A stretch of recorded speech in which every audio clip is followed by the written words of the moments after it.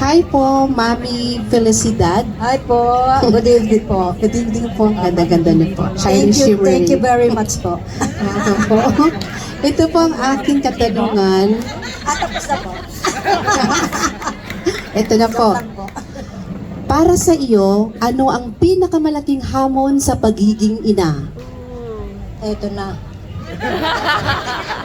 Isa pa po, para sa iyo, ano ang pinakamalaking hamon sa pagiging ina?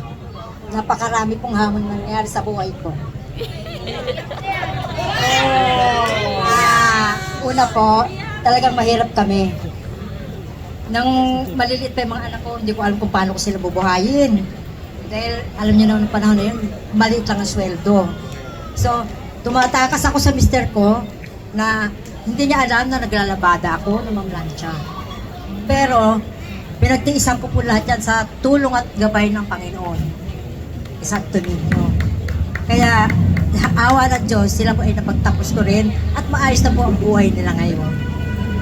Thank you, Lord. Maraming salamat po, Mami.